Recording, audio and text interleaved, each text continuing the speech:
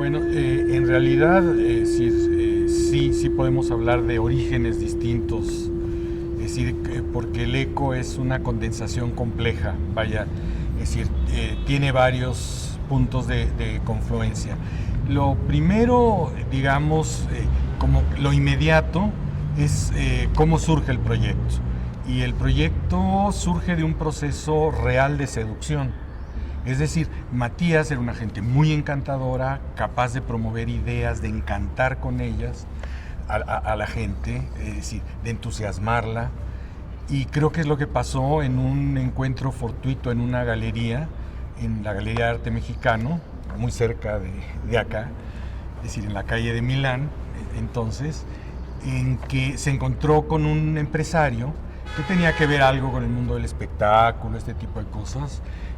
Una persona, digamos, muy abierta, muy dispuesta, y se entusiasmó de tal manera con las ideas de Matías que ofreció un tipo de mecenazgo que es muy poco común encontrar.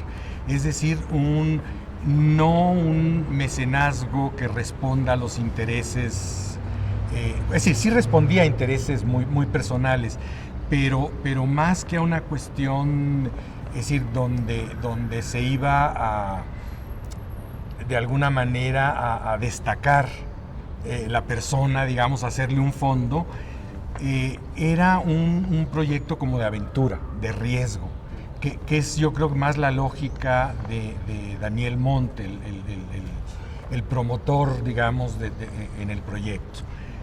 En ese sentido, es decir, fue una cuestión, digamos, de un momento de verdad de encantamiento y de compromiso en que el señor puso en riesgo, es decir, su dinero, y con toda la disposición de apoyar una propuesta abierta de Matías. Ahora, si nos vamos como más atrás en el tiempo, es decir, ¿dónde están los orígenes del eco? Están en una memoria del cine, curiosamente, en el cine expresionista alemán.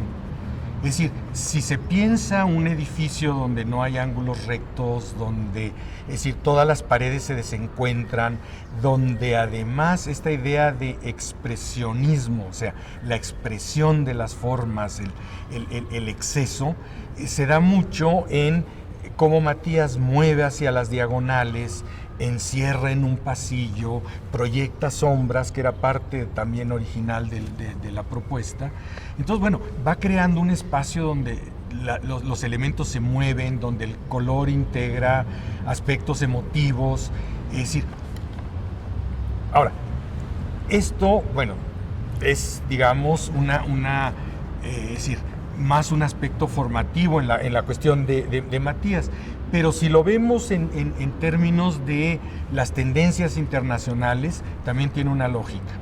O sea, el proyecto forma parte de un movimiento que se estaba dando internacionalmente, que era el de la integración plástica. Entonces, si se piensa, bueno, pues es justamente un esfuerzo por integrar la escritura con un poema en un muro, la arquitectura hecha por un no arquitecto, o sea, sí apoyado por gentes que sabían de construcción, pero que en el concepto, en el diseño, es decir, hay un artista planeando los espacios, es más como una estructuración del espacio, y con una visión en que la arquitectura y la escultura se funden. Entonces, poder tener esculturas que son penetrables, es decir, que te metes y que es parte como de la arquitectura, ya está hablando de la integración de las artes, tener color en los muros, es decir, la pintura forma parte, claro, con una concepción mucho más abstracta, si se quiere, ¿no? Ahora, también hay un programa individual dentro de esta integración de las artes, y es el planteamiento de Matías de la arquitectura emocional, ¿no? Es decir, que liga mucho con el cine del expresionismo, es decir, que de hecho fue uno de los elementos prohibidos por Hitler, ¿no? Por el nazismo. Entonces, una idea de arquitectura emocional, ¿qué significaba? Significaba una ruptura en varios frentes. Es decir, por un lado, en contra del formalismo, o sea, la estética por la estética. Aquí había una noción más de un arte público, pero de un arte público integrado estéticamente.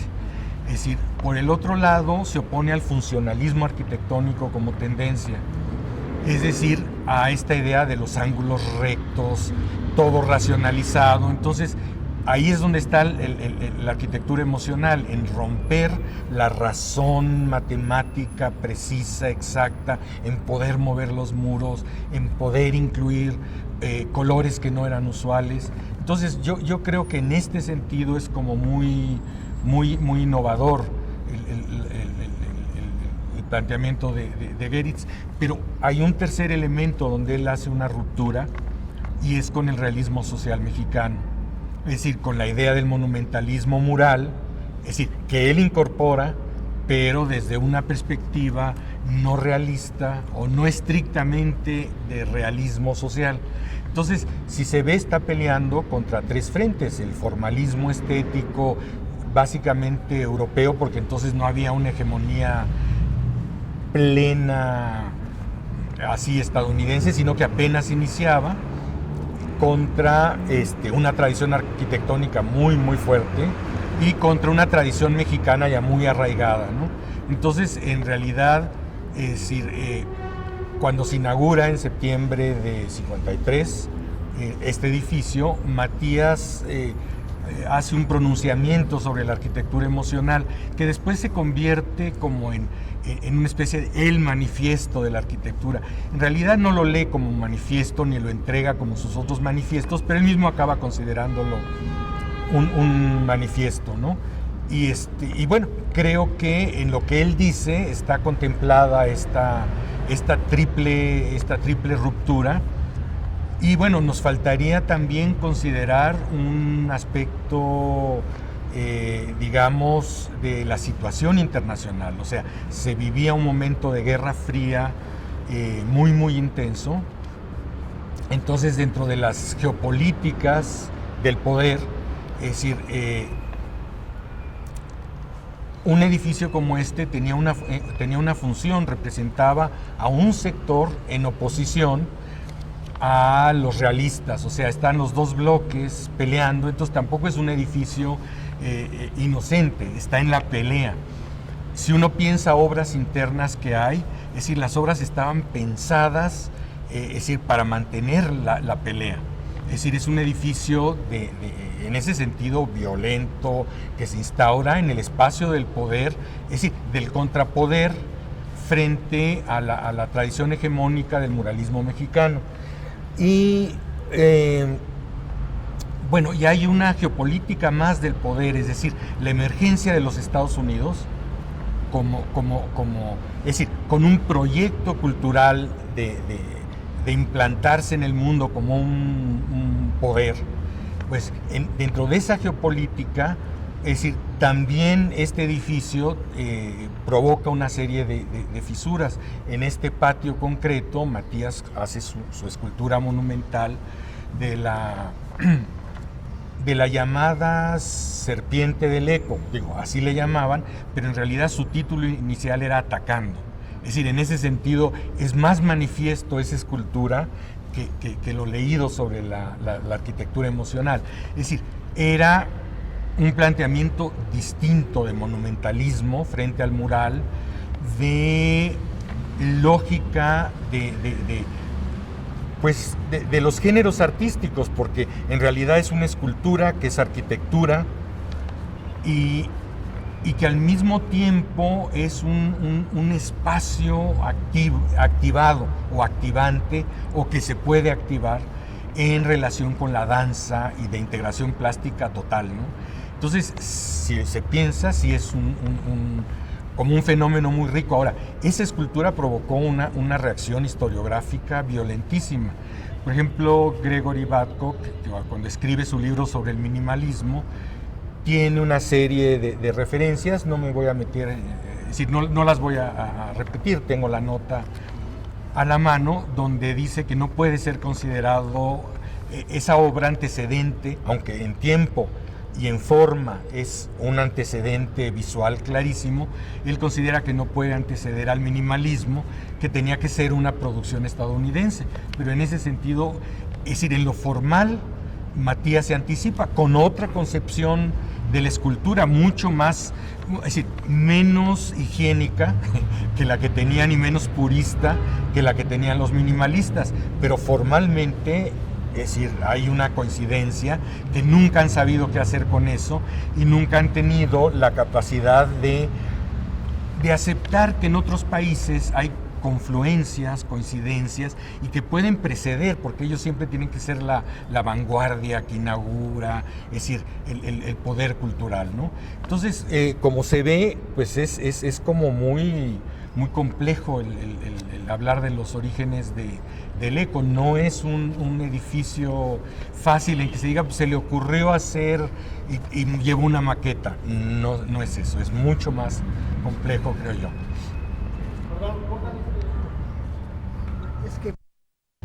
Es decir, había un arco atrás. ¿Cuáles fueron las ideas e intereses en común de Daniel Montt y Matías Geritz en torno de la concepción del eco y cuáles fueron sus diferencias? Bueno, mira, me parece que ahí la pregunta tiene un problema de formulación. La concepción del eco no fue compartida entre Geritz y Daniel Montt. Yo sé que eso es algo que se ha ido construyendo en los últimos años, o sea, y de hecho desde la recuperación del edificio. En la concepción del eco no interviene Daniel Montt. Daniel Montt, al morir, provoca en Matías una reacción emocional muy fuerte que lo lleva a decir, es decir, el creador del proyecto es Daniel Montt. Es decir, ¿qué significa esto? Que sin este compañero de riesgo, jamás se hubiera hecho el eco. Eso es absolutamente cierto. Pero en términos concretos, y es que además, es decir, la figura de Matías se ha prestado mucho a estas cuestiones de discusión de autoría y un poco se tiende a hacer a Daniel Montt coautor del proyecto. No, Daniel Montt es un caso claro y muy preciso y muy transparente y muy noble además de mecenas. O sea, no es un creador, aunque él tuviera inquietudes, obviamente tenía inquietudes estéticas y tal, pero es decir, no puedes equipararlos en ese sentido en cuanto a la concepción. Y creo que el contrato es muy claro en ese sentido. O sea, si recuperamos el contrato, y por eso lo traje, dice, Matías Geritz se compromete de proyectar los planes del edificio y de vigilar la realización de la obra, etc. Se compromete de entregar a Montt obras escultóricas. Se compromete de respetar los planes artísticos de Matías Geritz en todos sus detalles, siempre que sean realizables. Y aceptar y hacer realizar todas las correcciones que Geritz estime necesarias. Nadie mete mano en la obra de Geritz. Y el otro se compromete a pagar.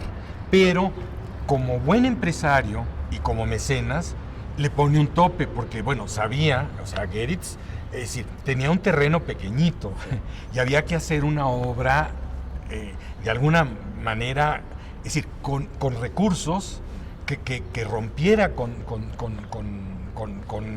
experiencias anteriores. Entonces, es decir, consciente de eso, Daniel Montt le pone un límite, ¿no? De manera que yo creo que hay que empezar a ser muy cuidadosos, porque Matías Geritz se ha prestado a hacer una figura, es decir, que los arquitectos, con esta idea de la integración plástica y también con la idea del arquitecto autor de obra general en que encarga obras parciales, entonces empiezan a diluirse dónde está el proyecto del artista y dónde el proyecto del arquitecto.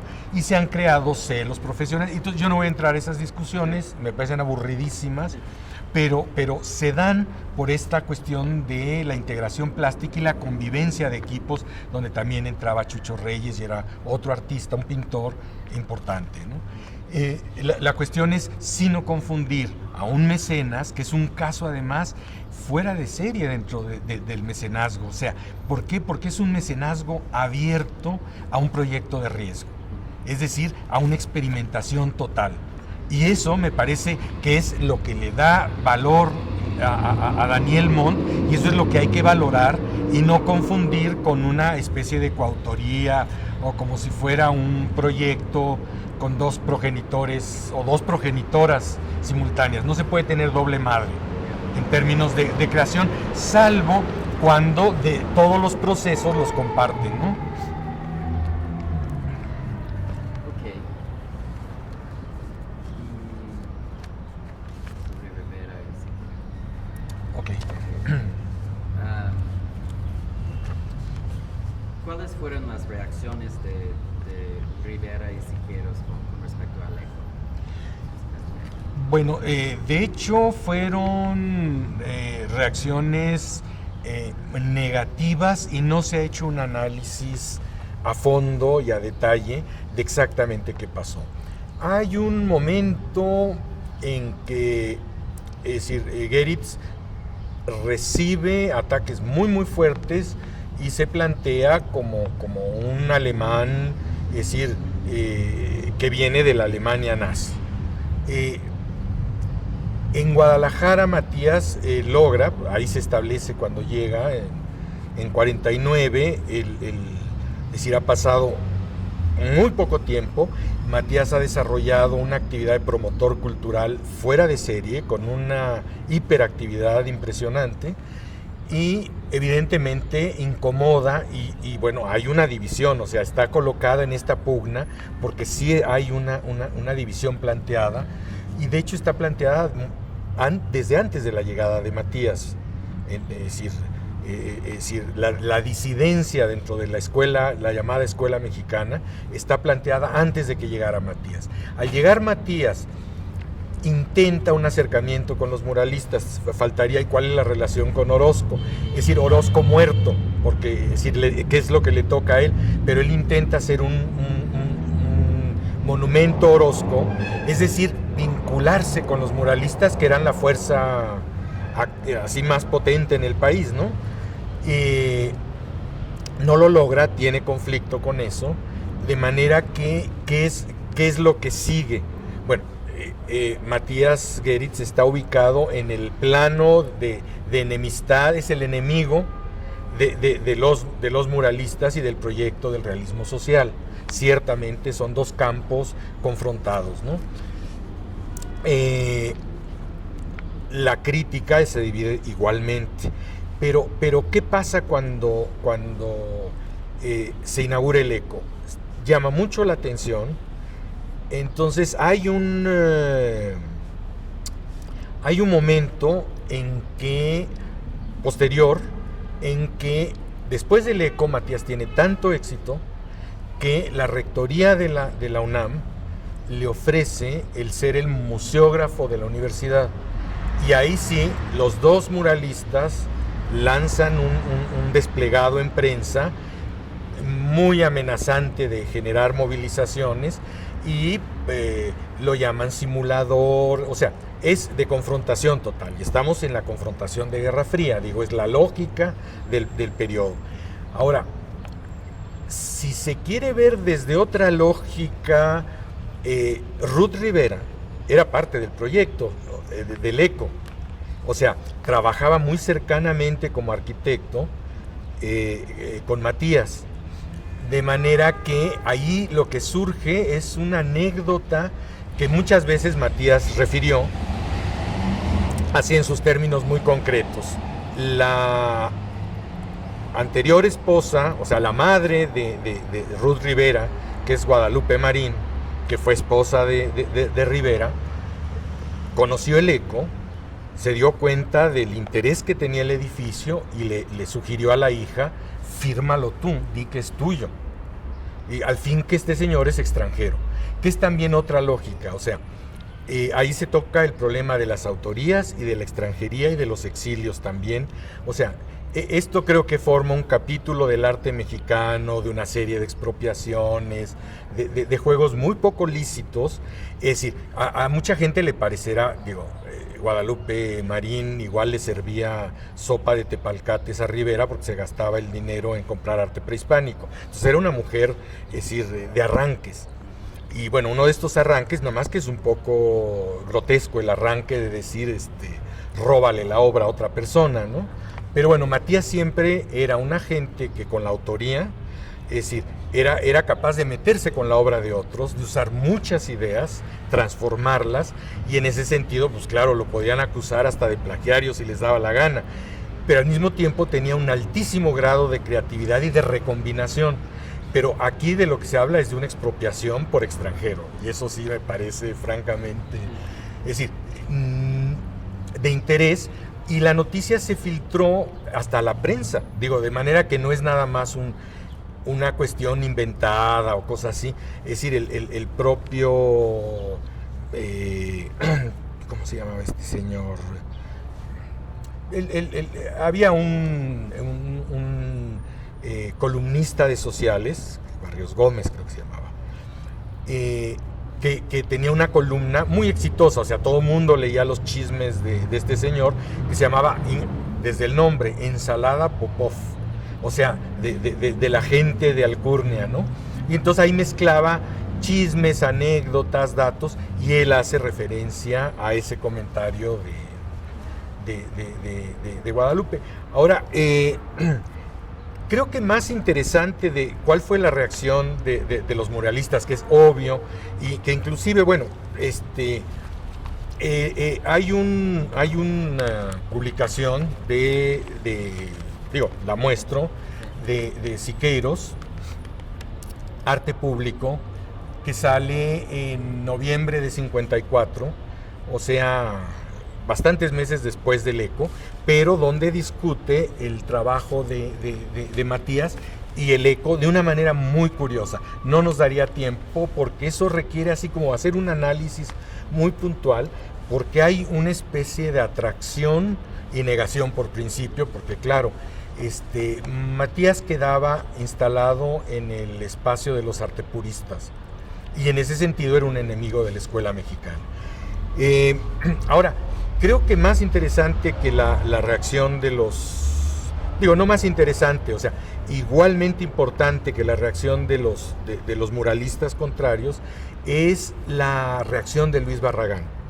Luis Barragán no había visto el ECO. Matías siempre le da crédito, es el mismo caso emocional de Daniel Montt. Digo, no es casual, el hijo de Matías se llama Luis Daniel.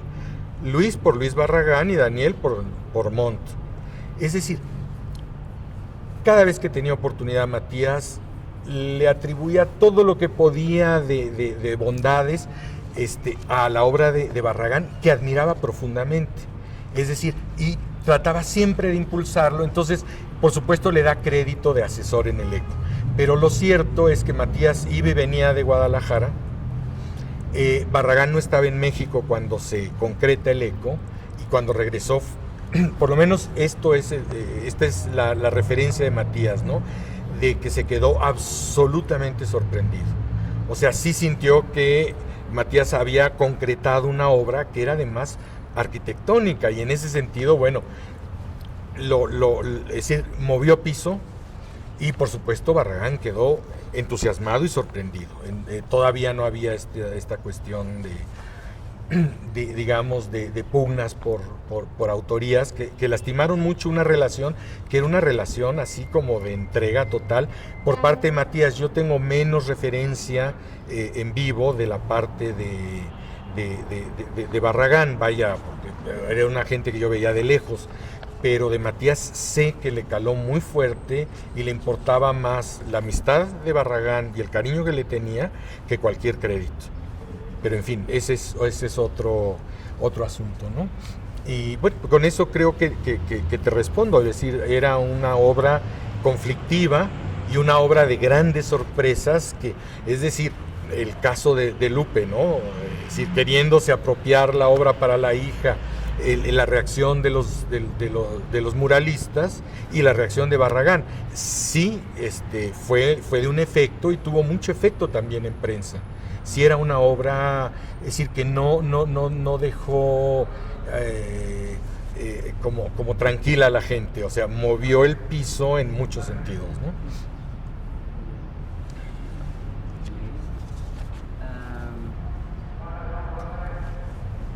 ¿Qué relación tuve Matías Guedes con Rufino Tamayo, Carlos Mérida y Henry Moore? ¿Y cómo recibieron su participación en el ECO? ¿Por qué estos artistas, por qué fueron, tú estabas comenzando esto, pero por qué fue interesante estos artistas por el ECO en específico para Matías Guedes en términos de estrategia, interés? Mira, creo que son artistas clave de un momento de confrontación en que yo creo que hay que hacer un poco, digamos, un mínimo balance, y es, si estás en una confrontación, la primera confrontación se da dentro de la propia escuela mexicana, e incluso, ya lo dije, antes de la llegada de Matías. ¿Quiénes están participando en este enfrentamiento? La gente que no está dispuesta a ceder el derecho a experimentar con la forma, que se interesa por distintos grados de abstracción o de síntesis pictóricas. La gente que no está optando por un realismo con mensaje, sino por poéticas, por búsquedas pictóricas y por mantener el sentido experimental y de vanguardia. ¿Quiénes son estas personas? Uno es Carlos Mérida, que es primero y antes que nada un vanguardista en París, que es de los iniciadores del muralismo, igual que Rivera. O sea, él está trabajando en una biblioteca pública con un mural infantil, al mismo tiempo que Rivera está pintando los primeros, al mismo tiempo, es decir, en ese periodo, en ese lapso del primer muralismo, están activos Diego Rivera y Carlos Mérida. Tamayo es más joven, ciertamente, un poco, es decir, se está acabando de formar y también pinta murales, es decir, es también miembro del movimiento muralista, sin duda. Entonces, tienes dos artistas que son claves y Tamayo además encabeza la reacción contra la escuela mexicana y cobra el papel de figura protagónica en una lucha, digamos, en que es acusado de traicionar al movimiento, pero él está defendiendo una libertad de expresión que coincide con Geritz. Entonces es lógico que estos artistas se encuentren y tengan mucha más afinidad, y además son artistas de gran prestigio. Es decir, el ECO en ese sentido no es un proyecto como el muralismo popular que podía ofrecerle un muro a un artista joven. Escoge a las figuras más destacadas y además hay un juego irónico con el muralismo y una competencia. Es decir, a Carlos Mérida le ofrecen una pared diagonal para colocar una decoración en muro, en mosaico, si no me equivoco. Entonces, ¿qué está pasando ahí? Bueno, ofrecer un espacio a un artista reconocido es decir, trabajo sobre muro, pero además con la idea de un bar, pues es como una ironía, es decir, o una cierta burla hacia la solemnidad de los grandes espacios, Palacio Nacional, es decir, o lo que vendrá, es decir, lo que se había dado, Palacio de Bellas Artes. O sea, es perder el carácter de monumento nacional y darle un carácter mucho más privado, que también lo tenía el muralismo, pero aquí ya hay una ironía. Y a Tamayo, ¿qué es lo que pasa con Tamayo? Es una burla directa a Rivera y Siqueiros, que siempre estaban peleando por la cantidad de metros y quién hacía el mural más grande. Entonces, lo que le ofrece es una pared gigantesca en un tipo de arquitectura que no era común, y le ofrece un espacio donde Tamayo va a representar una obra que también representa es decir, se asocia a una especie de de protesta, de grito. Entonces, el nombre del eco viene de la relación de esa obra con un perro aullando, que es la obra que iba a hacer Matías, muy cercano al animal del Pedregal, digamos, que había hecho en un proyecto, o que haría, ya no me acuerdo qué va antes y qué va después. La cuestión es que es clarísimo cómo se trata de hacer un mural gigantesco, pero donde las síntesis tienden más a una visión abstracta de la pintura, o sea, sí figurativa, pero con un alto nivel de síntesis. Entonces, bueno, eso ciertamente sí está marcando un reto hacia la escuela mexicana. Y entonces, ¿cuál es la relación? Pues es la relación de traer a su proyecto a dos figuras destacadas. No se hizo el mural, o sea, se quedó nada más bosquejado el mural de Tamayo. Tengo entendido que Ida Rodríguez conserva por lo menos uno de los bocetos del proceso, y que sería bien interesante recuperar. Y ¿qué es lo que se hace? Como no hay todavía el dinero o sea, los recursos para ese mural, entonces Matías recurre al museógrafo Alfonso Soto Soria y le pide que amplifique de manera a una escala verdaderamente excesiva unos apuntes que había tomado Henry Moore en casa de Diego Rivera. Además, todos estos giros, o sea, recoge material mexicanista de Moore, que tenía interés en lo prehispánico, y en este caso se interesa por un aspecto del arte popular, y lo que pasa es que lo somete Matías a su proceso de amplificación.